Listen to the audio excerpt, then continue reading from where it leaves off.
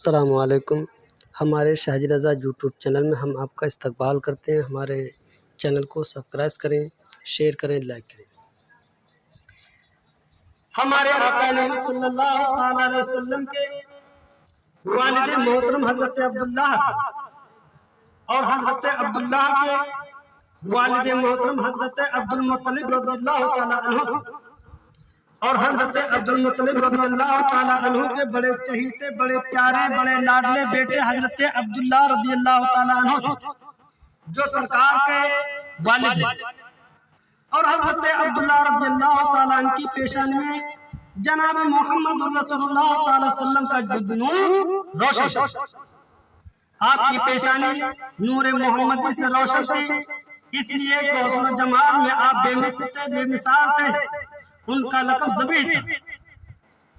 حضرت عبدالمطلب رضی اللہ تعالیٰ عنہ ایک روز خانہ کعبہ کے قریب سو رہے تھے کہ کسی نے خواب میں کہا کہ چاہے زمزم کھودو، برہ کھودو۔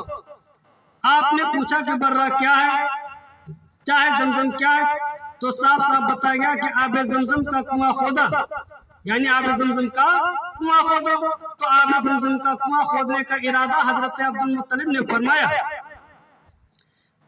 تو قریش مکہ نے سخت مخالفت کی اور آپ کو ایذائیں پہنچائیں، آپ کو تکلیفیں پہنچائیں۔ سبب اس کا یہ تھا کہ چاہے زمزم کے مقام کے آس پاس دو بت نصب تھے، ان کا نام اصاف اور دوسرے کا نام نائلہ تھا۔ قریش نہیں چاہتے تھے کہ ان بتوں کے درمیان کنواں کو کھودا جائے۔ اس وقت حضرت عبدالمطلب کے ساتھ ان کے بیٹے حارث کنواں کھودنے میں معاون یعنی مددگار تھے۔ اس وقت حضرت عبدالمطلب نے جبکہ آب زمزم کھودنا شروع کیا، کچھ دیر کھودنے کے بعد جب زمزم ظاہر ہو گیا تو حضرت عبدالمطلب نے ایک نظر مانی کہ اگر اللہ تعالیٰ مجھ کو 10 فرزند عطا فرمائے اور وہ سب کے سب جوان ہو کر میرے معاون، میرے مددگار بنے تو میں ان میں سے، حضرت عبدالمطلب فرماتے ہیں، تو میں ان میں سے ایک کو اللہ کی راہ میں قربان کر دوں گا۔ چنانچہ اللہ تعالیٰ نے ان کو 10 فرزند عطا فرمائے اور وہ سب کے سب جوان ہوئے، حد بلوغ کو پہنچ گئے۔ تو ایک روز حضرت عبدالمطلب خانہ کعبہ کے قریب سو رہے تھے کہ انہیں کسی کہنے والے نے کہا کہ اے عبدالمطلب، اپنی نظر کو پورا کرو جو تم نے رب کعبہ کے لیے مانی تھی، یعنی جب آپ کنواں کھود رہے تھے آب زمزم کا، اور وہ کنواں کچھ دنوں پہلے مکہ میں جو لوگ تھے انہوں نے پاٹ دیا تھا۔ مکہ شریف میں جو لوگ تھے کچھ، انہوں نے اس کنویں کو، آب زمزم کنویں کو پاٹ دیا تھا۔ لیکن آپ نے غیبی اشارہ پا کر، حضرت عبدالمطلب نے غیبی اشارہ پا کر، اور اشارہ یہ تھا کہ انہیں آب زمزم جہاں تھا وہیں پر اسے نشان بھی بتایا تھا۔ حضرت عبدالمطلب کو خواب کی حالت میں نشان بھی بتایا گیا تھا کہ یہاں پر کھودنا، ویسا ہی ہوا۔ تو حضرت عبدالمطلب نے جب کھودنا شروع کیا، جب زمزم ظاہر ہو گیا تو آپ نے ایک نظر مانی کہ اللہ تعالیٰ اگر مجھے 10 بیٹے عطا فرمائے تو ان میں سے ایک کو اللہ کی راہ میں قربان کر دوں گا۔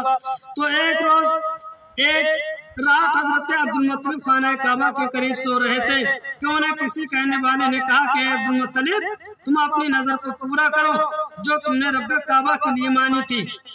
وہ خواب سے بیدار ہوئے تو خواب سے لرز رہے تھے۔ انہوں نے فوراً ایک دمبا ذبح کر کے کھانا تیار کروایا اور فقراء و مساکین میں تقسیم کر دیا۔ اس کے بعد پھر خواب آیا اور کہا گیا کہ اس سے بڑی قربانی کرو۔ پھر آپ بیدار ہوئے تو اللہ کی راہ میں ایک گائے قربان کر دی، لیکن پھر حکم یہی ہوا خواب میں آپ کو کہ اس سے بڑی قربانی کرو، تو اس پر آپ نے اونٹ ذبح کر کے فقراء اور غریب مساکینوں میں تقسیم کر دیا۔ اس کے بعد خواب میں صاف صاف آپ کو بتایا گیا کہ تم نے اپنے فرزندوں میں سے ایک کو قربان کرنے کی منت مانی تھی۔ اس خواب پر آپ نہایت غمگین ہوئے تو تمام فرزندوں کو آپ نے اکٹھا کیا، تمام بیٹوں کو بلایا اور اپنے خواب کی اطلاع انہیں دی، آگاہ کی اپنے خواب سے۔ تو تمام فرزندوں نے، تمام بیٹوں نے یک زبان ہو کر یہی عرض کی کہ اگر آپ ہم سب کو قربانی دینا پر راضی ہوں، یعنی آپ ہمیں سب کو قربان کرنے پر راضی ہوں، تو ہم سب کے سب قربان ہونے کے لیے اللہ کی راہ میں تیار ہیں۔ کسی نے کوئی انکار نہیں کیا۔ حضرت عبدالمطلب اپنے بیٹوں کی اس اطاعت و شاعری اور سعادت مندی پر بڑے خوش ہوئے اور فرمایا کہ قرہ اندازی کر لو، جس کا نام قرہ نکلے گا اسی کو میں قربان کروں گا۔ جب قرہ ڈالا گیا تو قرہ نکالا گیا تو وہ حضرت عبداللہ کے نام نکلا، جو ہمارے سرکار کے والد تھے، حضرت عبداللہ تھے، انہی کے نام قرہ نکلا۔ حضرت عبداللہ نہایت ہی حسین و جمیل تھے، بہادر تھے، اور حضرت عبد المطلب کو ان سے بے پناہ محبت بھی تھی۔ اس کے باوجود حضرت عبد المطلب اٹھے اور حضرت عبداللہ کا ہاتھ پکڑا، اصحاب و نائلہ کے قریب خانہ کعبہ کے متصل قریش کی قربان گاہ میں لے آئے۔ چنانچہ جب حضرت عبد المطلب ایک ہاتھ میں چھری لیے ہوئے اور دوسرے ہاتھ سے اپنے لخت جگر کا بازو پکڑے ہوئے قربان گاہ میں داخل ہوئے تو سب کے سب قریش اپنی مجلسوں سے اٹھے اور تیزی کے ساتھ ان کی طرف کو دوڑے اور عبد المطلب سے کہا، اے عبد المطلب کیا کرنا چاہتے ہو؟ فرمایا میں اسے اللہ کی راہ میں قربان کرنا چاہتا ہوں، اور اپنے خواب کا واقعہ بتایا۔ تو قریش نے کہا، خدا کی قسم ایسا نہیں ہوگا، جب تک کہ آپ مجبور نہ ہو جائیں اس کو ذبح نہ کریں۔ اگر آپ ایسا کریں گے تو پھر آپ کی دیکھا دیکھی ہر شخص اپنے بچے کو لائے گا اور اسے ذبح یعنی قربان کر دے گا، اس طرح نسل انسانی ختم ہو جائے گی۔ مغیرہ بن عبداللہ نے کہا، ایسا ہرگز نہیں کیجیے، ایسا آپ ہرگز نہ کریں، خدا کی قسم جب تک کہ آپ مجبور نہ ہو جائیں۔ اگر اس کا فدیہ ہمارے مال سے ہو سکتا ہے تو ہم مال دینے کے لیے تیار ہیں۔ حکم فرمائیے۔ حضرت عبداللہ رضی اللہ تعالیٰ عنہ کی والدہ ماجدہ حضرت فاطمہ یعنی حضرت عبداللہ رضی اللہ تعالیٰ عنہ کی والدہ ماجدہ حضرت فاطمہ بنت عمرو مغیرہ بن عبداللہ کے خاندان سے تھی۔ حضرت عبد المطلب کے دوسرے بیٹوں نے بھی یہی عرض کی کہ سر دست ان کو ذبح نہ کیا جائے۔ پھر سب نے اس بات پر تیار ہوئے کہ اس قصہ کا کوئی حل تلاش کیا جائے۔ تو سب نے کہا کہ مدینہ منورہ میں ایک عرافہ یعنی غیب کی باتیں بتانے والی ہے، کائنہ جس کو کہتے ہیں، جس کے کوئی موکل یا کوئی روحی تابع ہے، وہ حالات صحیح بتا دیتی ہے۔ اگر اس نے بھی ان کو ذبح کرنے کے لیے کہہ دیا تو آپ کو اختیار ہے، ورنہ وہ جو کہے اس کو قبول کریں۔ چنانچہ سب کے سب وہاں سے چلے یشرف یعنی مدینہ منورہ پہنچے۔ مدینہ منورہ میں جب پہنچے اور جب وہاں گئے تو معلوم ہوا کہ عرافہ کائنہ خیبر میں ہے، تو سب کے سب وہاں سے سوار ہو کر خیبر پہنچے اور حضرت عبد المطلب نے اپنے بیٹوں کے حالات کی پوری تفصیل اسے سنائی یعنی پوری تفصیل بیان کر دی۔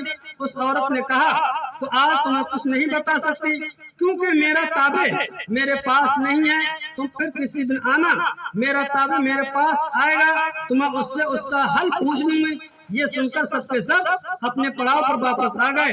حضرت عبد المطلب رات بھر کھڑے ہو کر اللہ تعالیٰ کے حضور دعا کرتے رہے۔ صبح ہوئی تو سب کے سب وہ اسی عورت کے پاس گئے اور اس سے معلوم کیا کہ آپ کو کچھ معلوم ہوا ہے تو ہم کو آپ بتاؤ، آپ نے کچھ معلومات کی ہے تو آپ ہم کو بتاؤ۔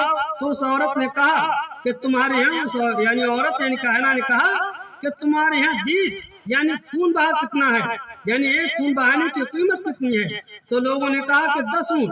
وہ عورت بولی، تم لوگ اپنی بستی مکہ مکرمہ کی طرف واپس لوٹ جاؤ اور اپنے بیٹے اور 10 اونٹوں کو پاس رکھو، 10 اونٹ اور اپنے بیٹے یعنی پاس رکھو، پھر دونوں پر قرہ اندازی کرو۔